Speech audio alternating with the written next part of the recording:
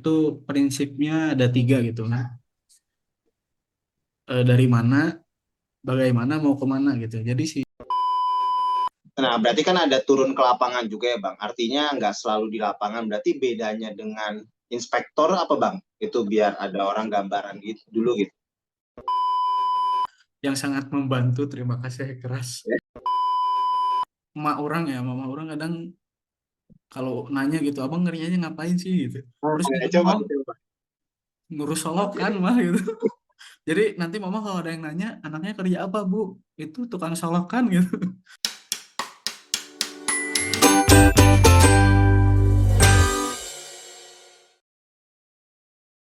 Oke, Bapak Ilham. Oke, teman-teman handal semua, terima kasih telah kembali menyimak konten podcast ini. Kali ini saya kehadiran tamu spesial, teman lama, yaitu Bapak Ilham Zaid Nabil, seorang, kalau saya nyebutnya, drainage expert ya. Waduh, di awal dikasih beban. Enggak, tapi memang selain dia itu, apa ya, memang ahli di drainage, ya memang diplomnya saat lulus itu ya, Bang Ilham ya. Oke, Bang Ilham Zaid Nabil, gimana Bang? Sehat kabar? Alhamdulillah, Bahana sehat, Pak Bahana. Ini enaknya manggilnya apa ya? Pak Baha apa Mas Baha apa Bro gitu? Kabar? Pak Baha ya panggilan. Kenalin gue, iya siap lah gitu. Siap. Oke, jadi kemarin kan kita ngobrol tentang sama Rian ya, ngobrol terkait gimana sih pekerjaan di lapangan sebagai inspektor gitu. Dan Ya, itu cukup menuai atensi cukup rame loh untuk sekelas ya, podcast di Handal ya. ya, 800 view itu dalam waktu 2 minggu tuh lumayan itu gitu ya lumayan dibanding sih. sebelum-sebelumnya malah banyak banget gitu kan. Nah ini Soalnya kayaknya tadi akan jadi, tadi Aing baru lihat juga sih itu. ya kan, Loh, banyak gitu 400 view 800 kata Aing. udah 800 lebih lah terakhir lihat tuh. Tadi pagi orang lihat tuh 800 lebih. Sekarang wow, itu adalah podcast terlam banyak yang nonton ya sejauh ini ya gitu yang Rian nih. Menarik menarik. Nah, mungkin ini Bapak Ilham Z akan menembus lebih 1000 2000. Ya, tahu ya. Ya, ya yang jelas kita lihat nanti gitu. Oke, Pak Ilham Zaid Nabil kan sudah lama banget nih berkecimpung di dunia sipil setelah lulus ya, ya apalagi kuliah. Sudah kita kampus waktu itu dan nyemplungnya itu ke dunia air yang sebenarnya kalau di teman-teman kurang sendiri ya itu jarang banget ada yang main di air, paling ya struktur geotek kan umumnya itu ya, Iya. bahkan air tuh seringnya dikesampingkan ya, seringnya yang konotasi beberapa pihak itu begitu, tapi nggak semua, tapi ada yang menganggap begitu. Nah, kenapa akhirnya Bapak Ilham Zaid ini memilih dunia drainase atau air sebagai pelabuhan spesialisnya di sipil? Jadi gimana ya? Kalau cerita awalnya sih gara-gara ini sih, apa? Gara-gara dulu TA kan, TA waktu kuliah itu kan waktu zaman D3 kan ngambilnya drainase sih. Jadi mungkin awalnya dari situ terus jadi setelah TA setelah lulus kan awalnya kerja dulu tuh di kontraktor ya. Terus di Hmm, kontraktor terus keluar beres kontraknya sambil lanjut kuliah.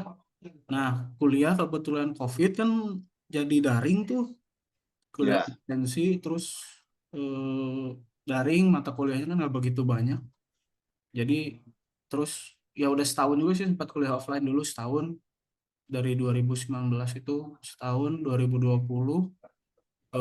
COVID kan, sambil COVID itu ada si ini loh, si Ableh tiba-tiba ngechat, Bang mana mau coba ini enggak apa, ngisi posisi asisten dan ini, soalnya di project kayaknya lagi butuh nih, kebetulan kan TA Maneh kemarin D3 drainase, barangkali masih ingat mana cobain dah katanya gitu kan.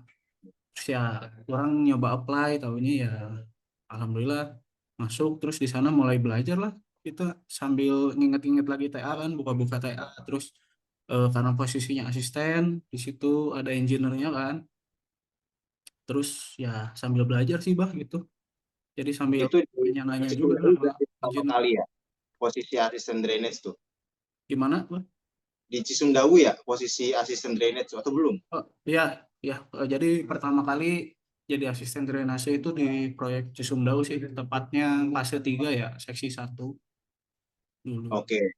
Nah, berarti kan Bapak Ilham ini udah cukup berpengalaman ya terjun di proyek-proyek jalan bebas hambatan atau jalan tol gitu.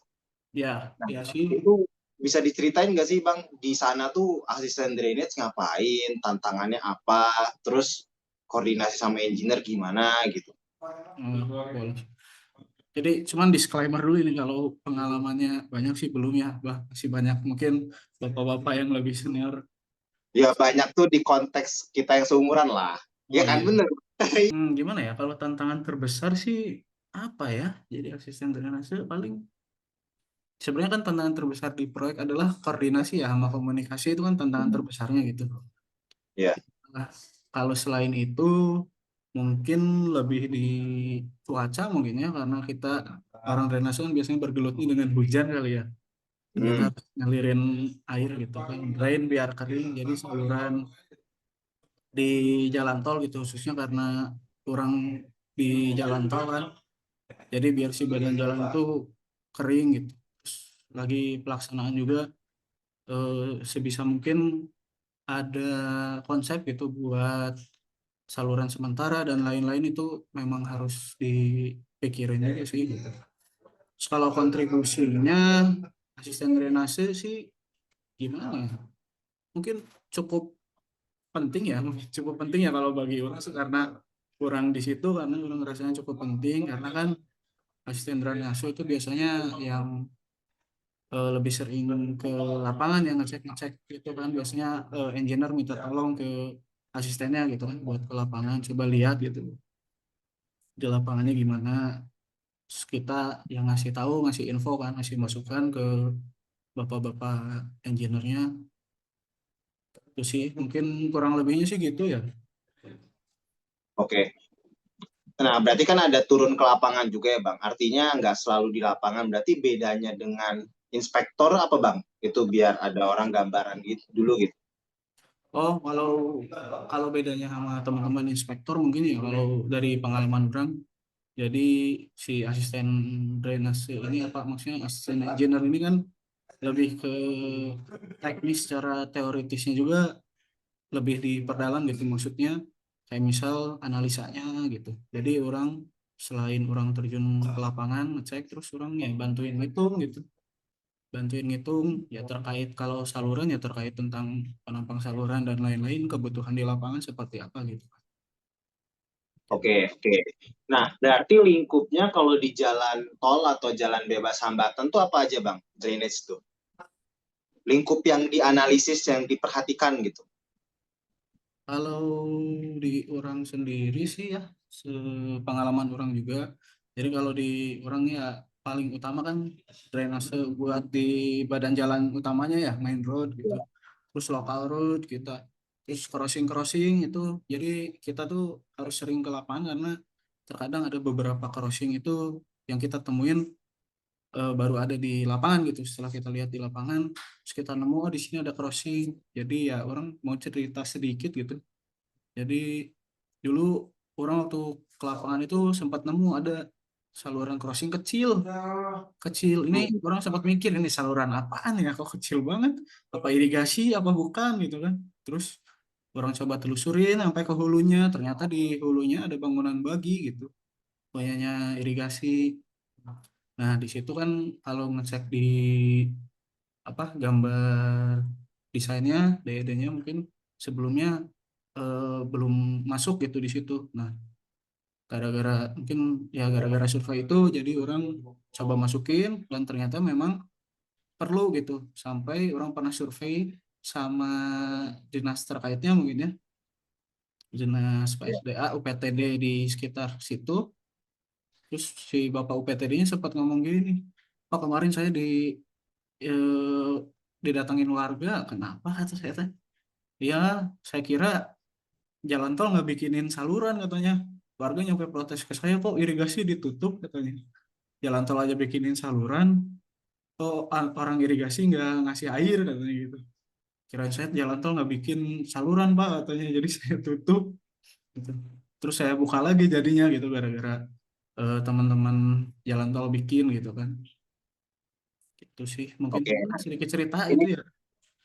nah ini konteks ya buat teman-teman nih biar tahu juga box tuh di mana, terus habis itu saluran di mana, sambil share screen maps dulu ya Bang. Tadi sambil nyari maps nih biar teman-teman eh, kebayang. Mungkin kalau misalkan Bapak Ilham ada gambar apa gitu misalkan yang bisa di-share nanti share di WA gitu misalkan kalau ada. Nah, ini Oh, contoh ya. Udah muncul belum? Jadi eh, ini jalan tol Serang Panimbang yang seksi satu ya. oh Seksi ya. satu.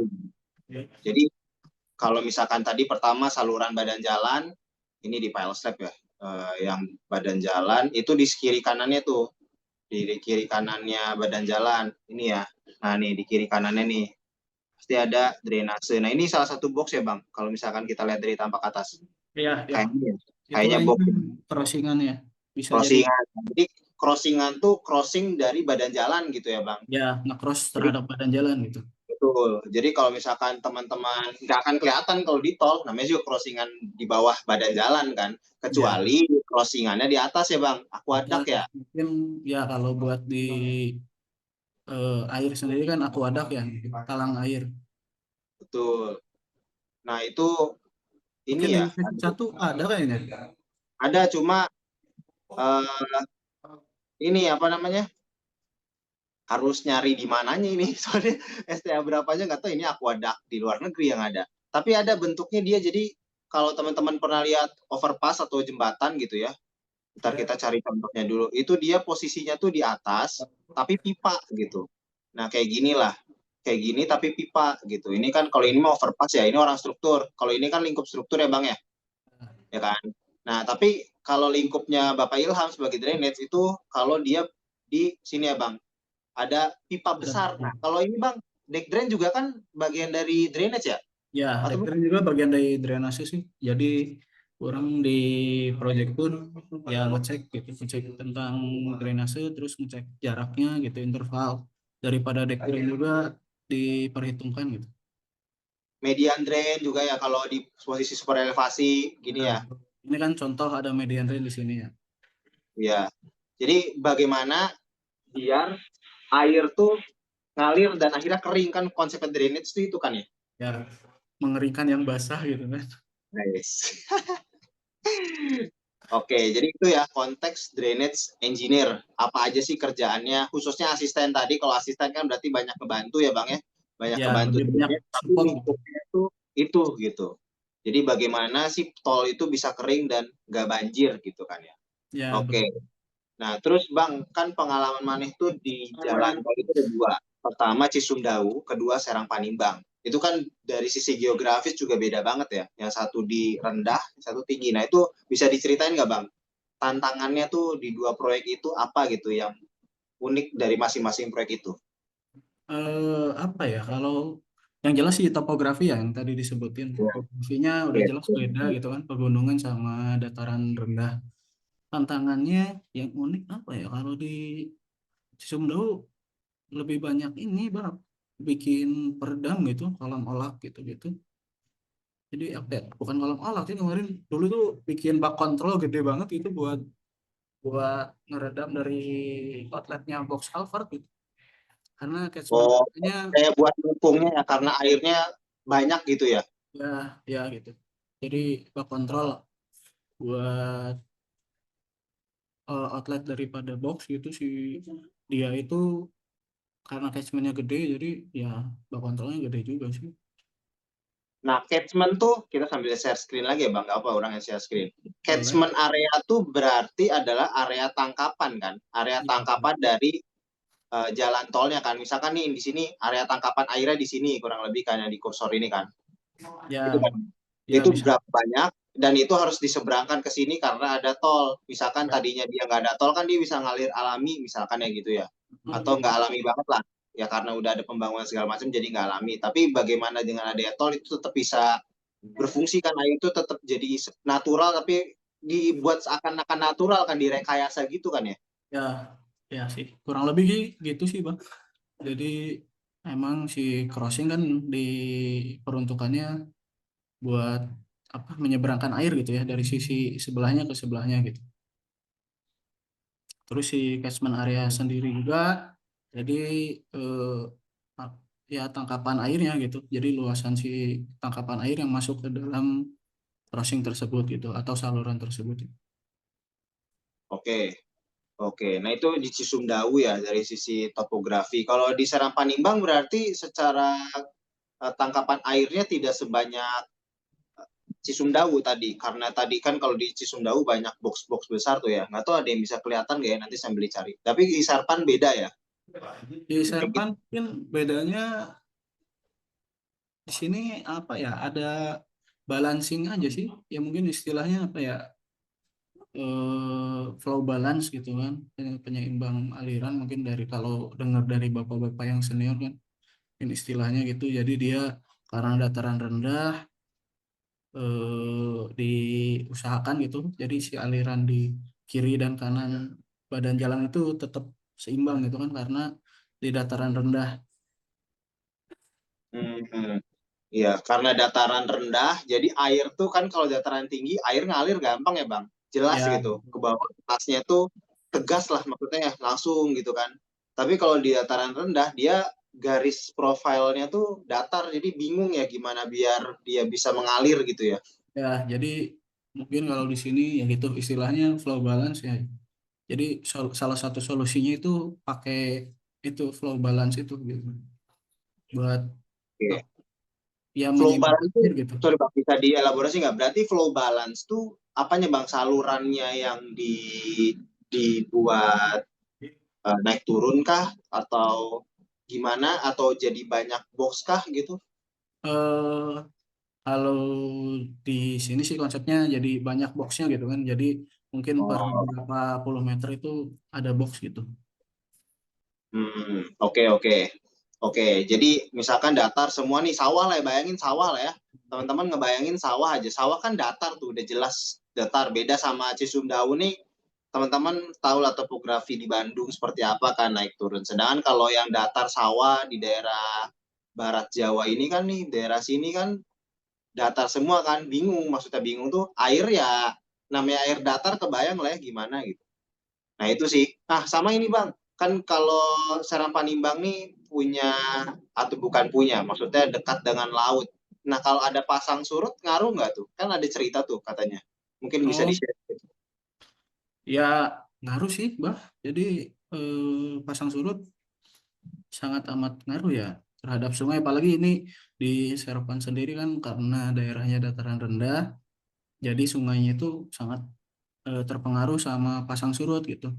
Jadi kebetulan dulu sempat analisis juga ya buat jadi di tol Serepan khususnya seksi 3 itu kan ada namanya Sungai Ciliman mungkin di daerah Banten buat teman-teman yang di Banten mungkin tahu gitu Banten di daerah dekat-dekat Panimbang situ. Nah itu Iya. eh, sungainya cukup gede ya karena lebarnya lumayan lebar itu. Nah, di situ karena dekat sama laut, jadi terpengaruh sih, Bang. Pasang surut air laut itu mempengaruhi si aliran sungainya gitu. Jadi dia malah bukan mengalir ke laut, tapi kadang balik ya gitu ya. Ya, Malah, kadang ada backwater gitu kan, airnya balik dari laut gitu. menarik, menarik, menarik. Oke, itu ya, itu cerita di Sungai Ciliman. Mana ya Ciliman dari tadi? Jadi ini Ciliman kok nggak salah. Ah, betul. Gitu. Ini kan, ini zaman tahun kapan ini? Udah nggak gini kan?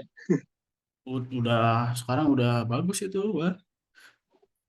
Iya, sudah lama tidak main ke sana. Iya.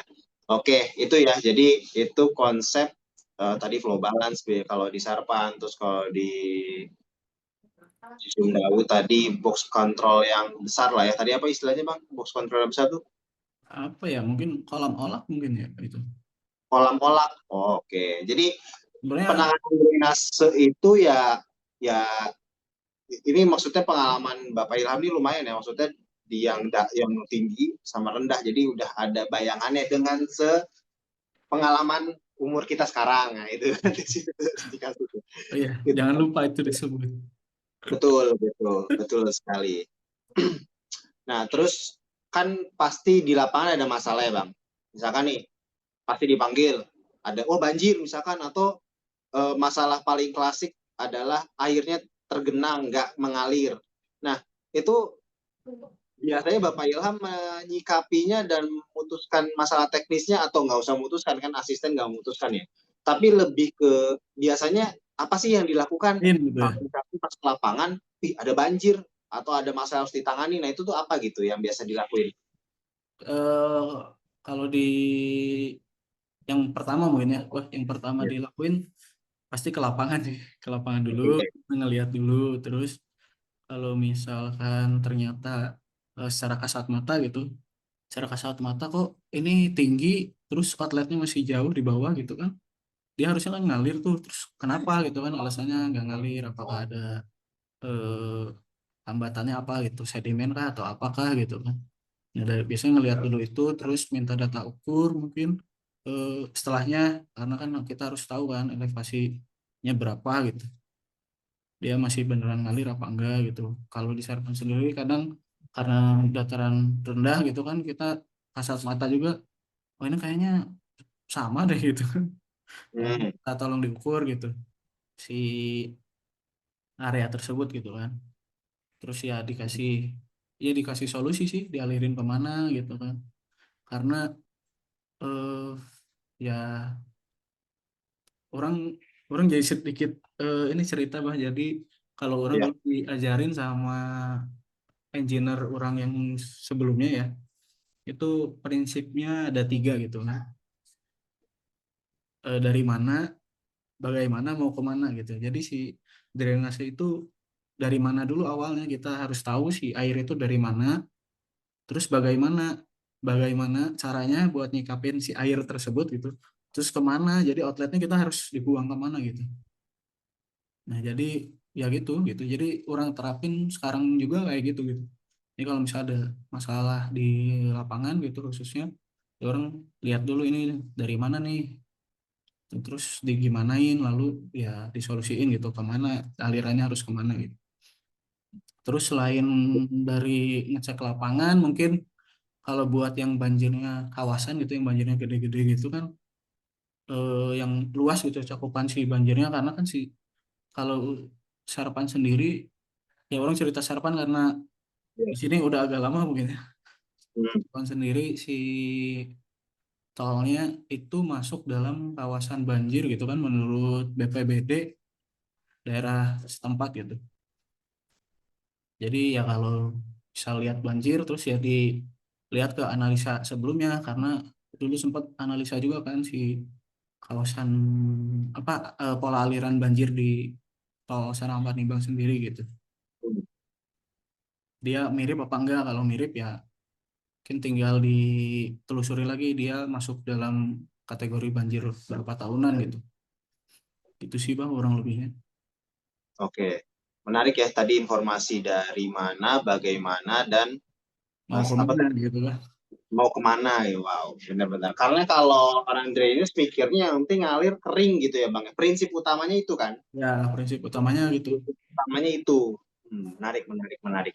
Berarti ya elevasi itu adalah hal yang harus benar-benar terperhatikan ya. Maksudnya tadi Ya, kan minta diukur tuh karena pengen tahu elevasinya berapa di situ untuk nanti dianalisis kan. Ya di software iya. tentunya lah ya. Ya bisa pakai software, mungkin bisa ya adjustment manual mungkin kan bisa. Kalau adjustment manual gimana Bang? Berarti maksudnya apa, ilmu hidrologi kah atau ada ilmu apa yang dulu kuliah dipakai kah atau matematis biasa aja gitu? Ya yang jelas sih ilmu-ilmu yang dipelajarin kuliah sih bah gitu. Karena Kayak kayak apa si Bang? ya orang kadang si ngitung penampang saluran nggak selalu pakai software sih, orang kadang ngitung manual gitu, maksudnya manualnya nggak manual banget sih, pakai Excel Oh, gitu. hmm. Mm-mm.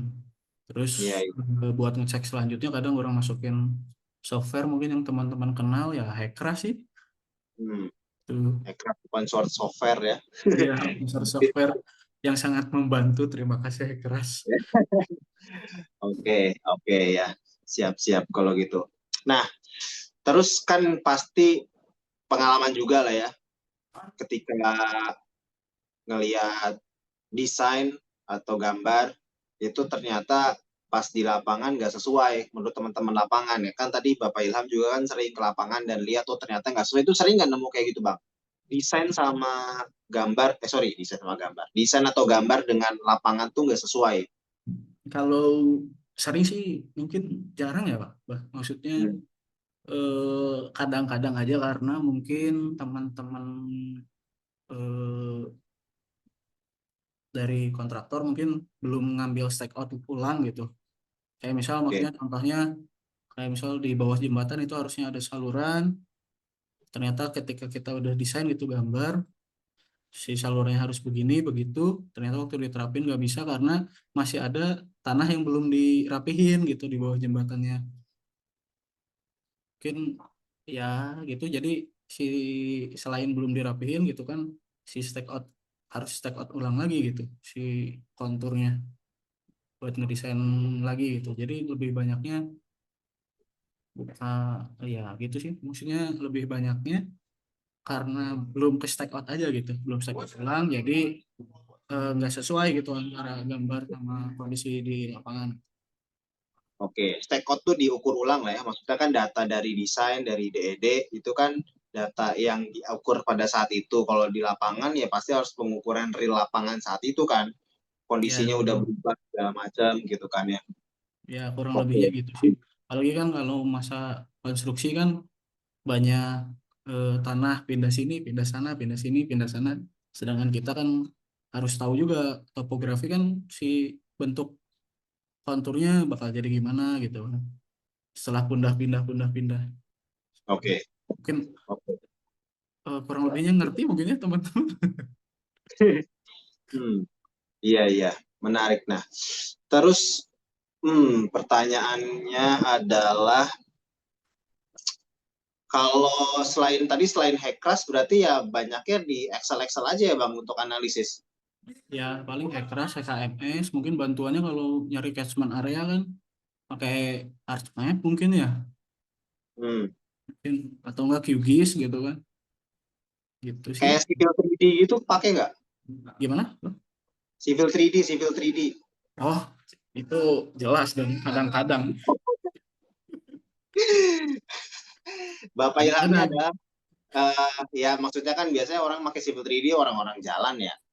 Jarang orang drainage pakai Civil 3D. Nah ini Bapak Ilham ini salah satu drainage atau ya drainage expert di umur kita yang pakai Civil 3D gitu untuk menganalisis data-data tadi kan data-data kontur atau stakeout Iya, tadi kan masuk CV dibuat ready di gitu. Sharpen gitu ya Bang Mm. dilihat dibuat garis alinyemen gitu luar biasa nih Bapak Ilham memang. Iya, biasa kan dibantu Pak Baha ini saya. Iya ya dulu ya jadi flashback. Jadi flashback. Nah Ya, terus Bang kalau misalkan kita lihat nih menurut menurut mana deh menurut mana drainage nih masuk minat ke berapa sih di sipil kita lihat ya orang-orang sipil itu kan pasti taunya sipil tuh struktur kekuatan. Bahkan ya, kemarin ngobrol sama orang transport mengakui ya nggak banyak yang minat dengan transport gitu. Termasuk dia nyebut air pun nggak banyak yang minat gitu kan. Nah sekarang mau nanya ke Bapak Ilham, apakah betul banyak air yang nggak minat, banyak yang nggak minat ke air? Atau ya tadi peringkat air tuh berapa? Di berapa sih kalau dari seluruh bidang di sipil gitu? Menurut Bapak Ilham? kalau menurut orang ya, airnya ini diklasifikasi mungkin khusus ya drainase gitu ya. Ya boleh dari rasa aja. Airnya banyak kan bidang-bidang air selain drainase mungkin. Kalau menurut orang sih keempat mungkin ya. Apa tuh? Satu, dua, Karena tiganya apa? yang pertama mah jelas satu bapak-bapak struktur kan, Gitu mah. kedua geotek, ketiga ketiga jalan kan. Ya orang baru keempat lah mungkin drainase. Keempat tuh berarti satu lagi MK kelima berarti. Oh ya, enggak. Berarti kalau ada M, ya lupa M enggak ya. Berarti kelima kalau itu paling akhir. Pokoknya urutan paling akhir dah. Tapi mana ngelihatnya drainage ini gimana sih Bang, maksudnya tuh dari sudut pandang mana orang drainage, apakah benar di lapangan tuh terasa seperti di nomor 5 kan gitu si drainage ini, kelihatan sepenting apa sih drainage gitu? Hmm, kalau pertanyaannya gitu sih tergantung sih Pak itu sih kadang kadang orang yang nggak tahu ya kalau nanyanya POV-nya orang ya, maksudnya kalau POV-nya orang sih kadang untuk beberapa case merasa di nomor sekian kan, tapi untuk beberapa case merasa nomor satu juga gitu. Jadi ya mungkin namanya di lapangan ya kadang ada apa hal-hal yang harus diutamain dulu gitu kan. Jadi ya wajar sih. Kadang orang nilainya ya udahlah gitu jadinya. Tapi kalau ngomongnya penting dan nggak penting ya semua juga pasti penting sih gitu. Seberapa penting drainage di lapangan berarti tergantung isunya ya. Ya, Biasanya ya, isu yang merasa benar-benar wah ini drainage butuh drainage tuh pas isunya gimana Bang? ya paling jelas sih banjir, Pak. Maksudnya ya terjadi genangan mungkin ya. Oke. Dan dampaknya ke sosial berarti ya. Ya, betul. Oke. BTW masih nge-lag nih. Udah nggak begitu sih. Oke, oke. Udah pakai kuota sendiri. Oke, terus Bapak Ilham ini kan selama di Serpan itu kuliah ya. Awalnya kuliah satu, alhamdulillah lulus gitu kan. Terus lanjut S2 sekarang. Nah, Ya, itu siapa tuh? Nah, itu apakah jadi ke distrik nih? Itu tantangannya Bang, tantangan dari Bang Ilham sendiri, Bapak Ilham ini sendiri, proyek plus kuliah itu apa gitu? tantangannya sendiri adalah melawan rasa malas. Ah, Guys, quote of the day. ya, jadi kadang ya gitu sih waktu mungkin ya. Tapi Nah, selagi ada niat mah, ya kalau kata orang-orang lama, selagi ada niat pasti bisa kan gitu. iya. Apalagi ini yang kayak nggak perlu disebut dulu lah. Tesisnya ini judulnya cukup menarik dan dulu nggak kepikiran ya. Ya sih, dulu sempat nggak kepikiran. Cuman ya seiring berjalannya waktu jadi anjir apa ya setelah berpikir dan nyari-nyari jurnal referensi terus ya jadi nemu aja sih gitu Pak. Oke, ditunggu itu hasil karyanya nanti tuh, tesis S2-nya. Mantap sekali Amin. Bapak Ilham. Ini bisa bisa dari expert ini, langsung jadi ahli media udah bisa S2 langsung ambil jalan pintas menuju media. Iya, ya gimana ya? Ya semoga aja lah gitu. Iya, siap kalau gitu. Nah, Bang, kalau misalkan Maneh bisa ngasih usul ke fresh graduate atau ke mahasiswa yang mau coba mendalami drainase, apa Bang yang mau Katne omongin ke mereka? Apa ya kalau dari orang sih mungkin yang pertama jangan lupa belajar yang rajin ya guys di kampus. Kedua, biasanya kalau orang-orang drainase itu lebih banyak sering menelusuri saluran. Jangan lupa buat jalan. Ya selebihnya sih apa ya udah sih gitu. Nikmati prosesnya mungkin ya sambil belajar gitu. Menelusuri saluran tuh berarti bukan hanya di crossing itu aja ya, tapi ke kiri kanan salurannya dicek juga gitu. Ya kadang ngeceknya itu kan harus nyampe ke sumbernya gitu. Ini dari mana ini kan gitu. Terus outletnya kemana ini kan gitu. Jadi ya gitu harus sering jalan guys. Oke, jalan ya, maksudnya jangan sampai males. Itu jalan bisa sejauh apa Bang? Pengalaman deh. Jalan ngecek sampai ke hulunya berarti itu seberapa jauh? Aduh, seberapa jauh sih? Ya, ya gimana ya, sepanjang si saluran. Kalau Berarti kalau kan diukur kalau hulu kan bisa sampai gunung itu kan nggak mungkin. Berarti ya nggak sejauh-jauh mungkin itu sih. aja. Heeh. Mungkin biasanya sih kalau orang sendiri nyampe nggak penasaran sih bang. Jalannya sih Oh, nyampe nggak penasaran gitu. Ngecek ke oh, atas bahkan gitu. berarti di perjalanan ada warga dialog sama warga lah ya. Ini Ya kadang ya gitu sih. Kadang orang kalau misal sambil nelusurin saluran itu sambil nanya juga, Bu, ini salurannya, Bu atau Pak gitu kan, ini salurannya aktif atau gimana gitu kan. Terus dulunya gimana gitu. Kadang jadi apa ya, selain masak ini juga kadang buat orang-orang drainase itu kita harus ya sering melihat histori gitu ke belakang gitu. Jadi Kadang harus tahu kenapa ada saluran ini gitu kan ya. ya gitu. Nah, berarti ada nggak pengalaman Bang yang misalkan di Sarpan lah atau di Sisumdawu kemarin, di sini tuh dulunya nggak ada saluran, tapi jadi ada saluran, atau justru kebalik, dulunya dia di sini ada desainnya ada saluran, tapi jadi enggak gitu misalkan. Ada nggak pengalaman kayak gitu?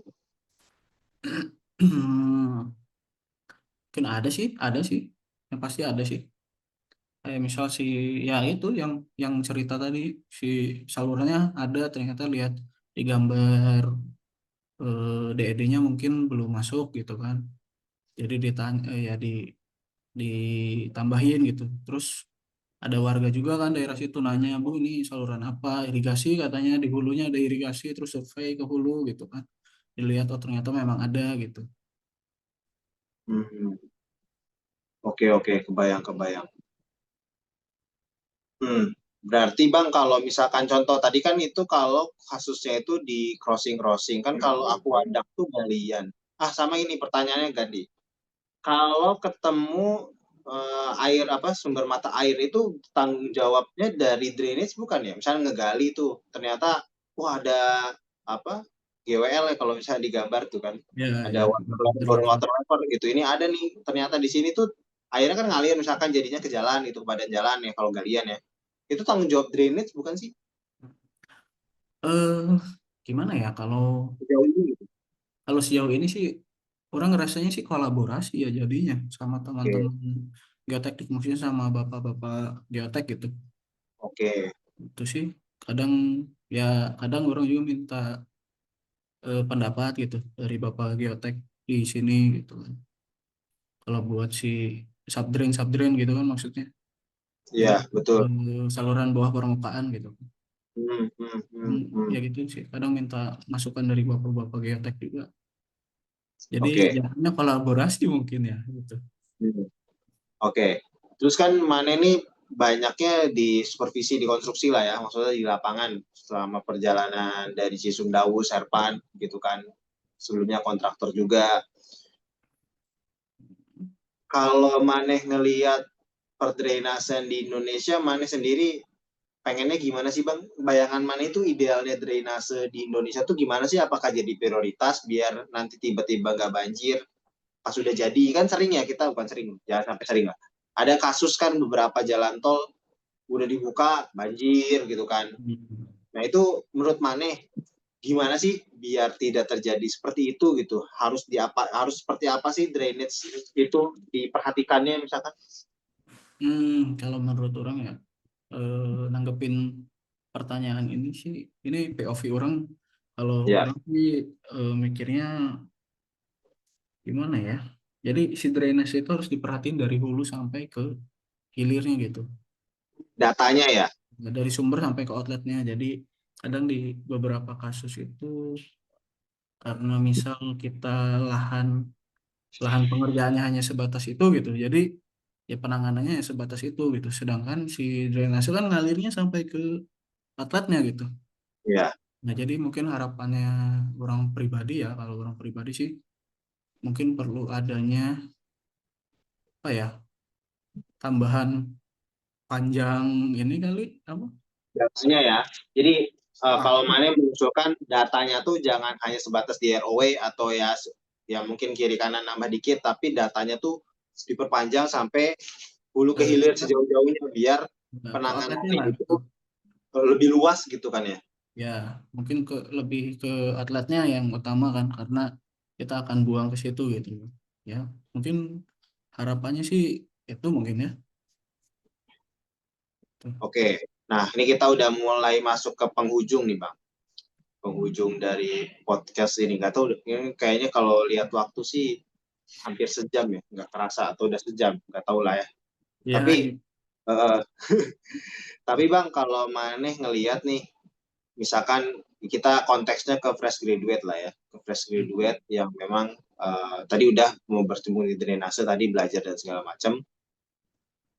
Nah, Maneh mau nyampein apa nih ke teman-teman handal ya? Kalau awal karir teknik sipil itu harus bagaimana selain belajar tadi, atau kalau emang itu doang gitu, atau ada tips lain mungkin? Tips lainnya ya mungkin sama ya kayak orang-orang mungkin ngasih pepatah hard skill dan soft skill mungkin ya itu kan klasik. Cuman ya memang ternyata penting gitu. Jadi si hard skill juga soft skill juga perlu gitu kan buat utamanya mungkin teman-teman yang fresh graduate atau yang mungkin masih kuliah siap-siap mau jadi fresh graduate nantinya kan. Jadi memang hard skill sama soft skill itu penting gitu. Mungkin kalau buat Tuh. hard skillnya ya perbanyak nguasain teori mungkin sebelum nanti terjun ke lapangan kan.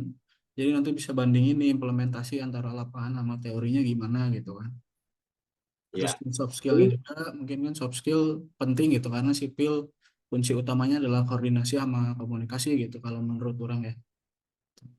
Jadi ya oke, penting. ini nyambung banget sama yang tadi di awal disebutin, ya kan? Kalau namanya di proyek sebenarnya paling kunci itu komunikasi gitu kan. Ya, Komunikasi, koordinasi, cara penyelesaian masalah itu mungkin setelah koordinasi komunikasi. Kalau koordinasi komunikasi yang nggak bagus kan penyelesaian masalah juga nggak akan tercipta dengan baik gitu kan. nah, terus Oke, itu mungkin pertanyaan terakhir, tapi ini kalau kata ChatGPT ya Bang, ada satu opsional katanya. apa nih? Nah, kalau misalkan Maneh bisa mendeskripsikan kerjaan Maneh, misalkan keponakan Maneh gitu, yang umurnya masih 5 tahun, kan Maneh punya keponakan masih kecil ya. Misalkan, Om Ilham tuh kerjanya ngapain sih? Maneh ngejelasinnya gimana Bang? Ini jujur ya orang orang juga jadi si emak orang ya mama orang kadang kalau nanya gitu abang kerjanya ngapain sih gitu terus Nah, gitu coba, mau coba. ngurus solokan mah gitu. Jadi nanti mama kalau ada yang nanya anaknya kerja apa bu itu tukang solokan gitu. Tapi Terus solokan tol, beda. iya, Lebarnya semeter 2 meter ya kan? ya kadang di sini juga kan dipercandainnya gitu solokan engineer kan. Oke, itu bahasa sederhananya ya, drainage engineer. Kalau misalkan ada yang nanya, bukan hanya ke anak 5 tahun tadi, bener sih. Kalau orang tua juga ya, orang juga kadang ditanya, Bang, kerjaannya ngapain sih? Kayak misalkan keluarga istri atau siapa, apa ya, konsultan konstruksi, udah gitu aja. Bingung gue jelasin, misalkan apalagi jelasin bim, bim, makin liur lah, udahlah. Iya. Udahlah, jelasin konsultan gitu, udah jelas gitu kan, kerjaan di konsultan. Oke, siap Bang. Kalau gitu, thank you banget ini untuk waktunya. Obrolannya cukup padat tadi. Sama-sama. Kalau orang banyak seneng tuh karena banyak yang bisa di-cut tadi. Yang mana itu? Apalagi tadi tuh yang bagus tuh. Yang bagaimana, yang dari mana, bagaimana, terus kemana. Aduh, keren banget tuh. Siap, Iya siap. tuh Thank you banget quotes dan dari semoga bermanfaat buat teman-teman semua obrolan saya dengan Bapak Ilham ya. Sampai Amin. jumpa di podcast selanjutnya. Ya jangan lupa disclaimer ya guys ini POV saya. Ya, Bang.